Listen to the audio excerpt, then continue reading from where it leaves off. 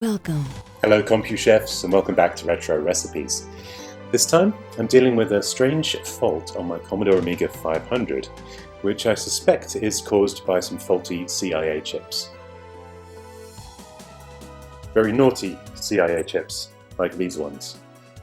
They're bad, literally, and they must be punished by being placed back carefully on the table here. Okay, welcome to Retro Recipes.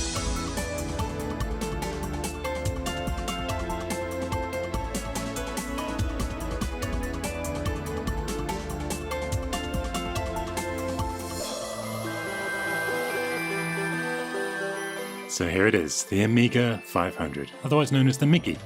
Was I the only one that called it Miggy, or was that a thing? I don't know. Well, anyway, let me show you some of the weirdness that's been going on here.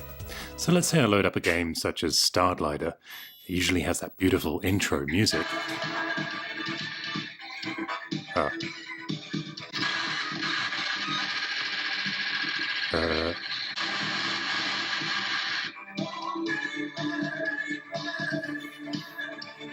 Not sure Rainbird would have been too happy with that.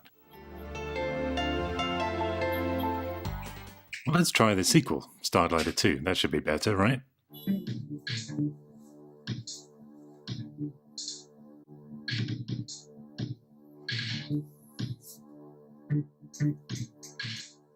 Okay, admittedly that's just the crack intro by Unit A, but still definitely not right.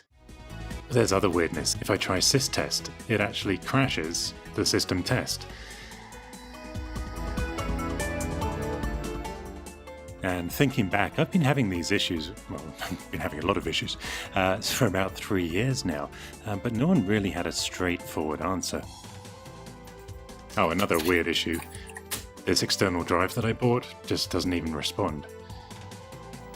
Now, if we go back 3 years to before I knew how to hold a camera still, to try and get around this issue, I actually fitted a case fan, because I thought maybe some of the chips were overheating. Cool. Literally. I just hooked it up here to the 5-volt line that the floppy disk drive uses. See? Is it hot in here?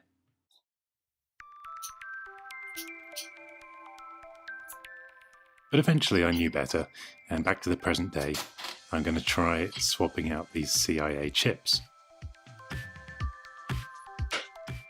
You see, the CIAs, the complex interface adapter, are responsible for floppy disk control, serial ports, you name it really. By swapping them round, you can see if you get a different fault, because it's the same chip in 2 different sockets. If one of the chips is faulty, it should cause a different fault when you place it in the other socket. At least that's the theory. Ah, so satisfying. So let's put our USB stick in the Gotek drive and try some starlighting again. Wait, this should have booted into the file selector now. Let's reboot and try again. Yeah. Okay, now I can't even get into the file selector.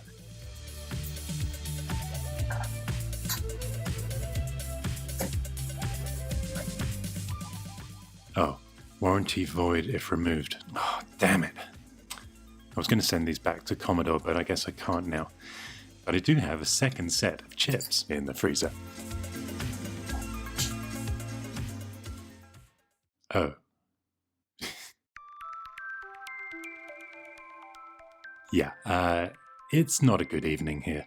Now, off camera, I actually tried all 4 chips in both sockets in different alternations, and each time got some complete weirdness going on. Oh, queue. Join the queue. It's a queue of queues. Now, it seems impossible that all 4 CIA chips are faulty, so there must be something else going on. Either way, I'm hungry. Naughty, naughty little boys. Now, there is something else I wanted to try. You see, a while ago, I had done this 1 megabyte Chipmem mod, and I was never really happy with how it looked. I made a bit of a mess of this, and this is before I knew what I was doing a few years ago. But it should originally look like this. You see JP2 there has these 3 pads and the bottom 2 are connected. What you do is you cut that trace between the 2 to disconnect them, and you add a solder blob to the upper 2 like that to connect those instead. Once you've done that and a couple of other modifications, the board will actually see a full 1 megabyte of Chipmem. The other thing you have to do is swap out the fat Agnes for an 8372A model. And on your expansion card, you want to disable the XRAM, the external RAM. And this means instead of seeing this memory as slow RAM, it'll see it as chip RAM. Then you can use some of those lovely chips as extra chip RAM. Here's why you want to do that. You see, chip RAM can access the Agnes, Denise and Polar chips for video and audio directly without going through the CPU. Which means the CPU has more time to do other things, like making the tea, or no, making the toast. Video toast, of course.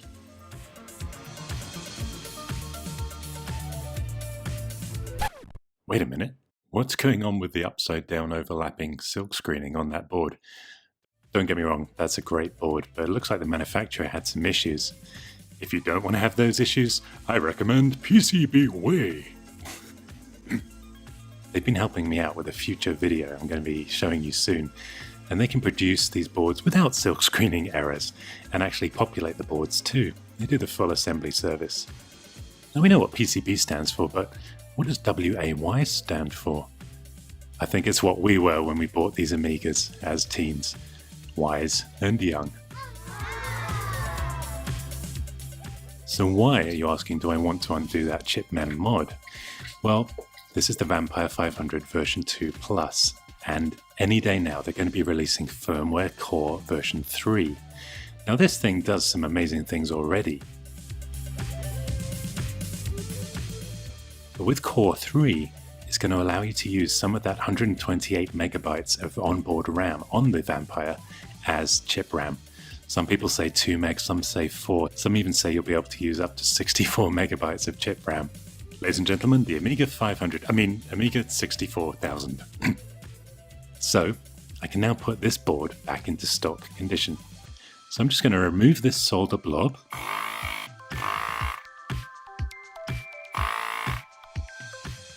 What an absorbing experience. These puns are really getting on my solder wick. Wait, who can see the problem here? Yeah, this middle pad has come up completely. It probably got sucked away. Oh dear. But if we follow the trace that it went to, it actually went to this other pad. If we follow the second trace that it was connected to originally, it goes to this pad. So in theory, if I connect these 2 pads at this point, I won't need that other pad that has been sucked up. So what I'm going to do is heat up the pads, add a little bit of solder to them, put a generous blob of solder on the soldering iron, and just touch it to those pads. And if you're lucky, it'll create a bridge like this. Nice. So let's test the continuity. Obviously these 2 pads are connected, but you can see here it is connected to JP2 on the bottom pad. I can even actually push into the remnants of that broken pad and trace and see that even though those probes aren't touching, they still make a connection. Let's see if that made any difference.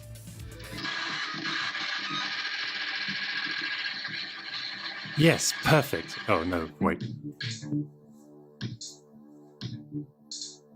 Yeah, no, still just an interesting remix of these 2 games. Finally arriving from England was a whole new chipset, including 2 CIAs, and I even got this new Commodore badge. Nice. So I'm going to try 2 brand new CIA chips in those slots. We'll save the other chips for dinner. Put back in the floppy connector that was in the way. Don't you hate it when your floppy gets in the way? I do.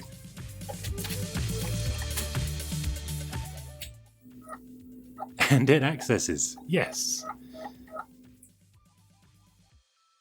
Take that disk out and put it back in. And for the first time ever, I've got this external drive actually showing disks. Let's try sys-test. Hey, it doesn't crash. Good boy. and even the CIA timer test. All the chips result okay. Well, now the big test. Starglider. The dogs are excited.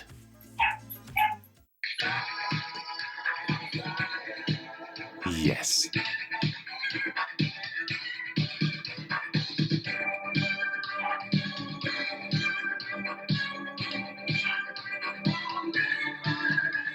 Rainbird are happy now. Let's try Starglider 2. Yes.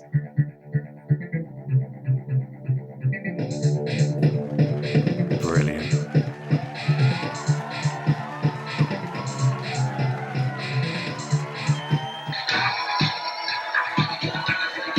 Puppy dance. Problem solved. Somehow we actually had 4 faulty CIA chips. Did you guess that's what it was? Comment below, and cheerio. Ow! Stop filming me.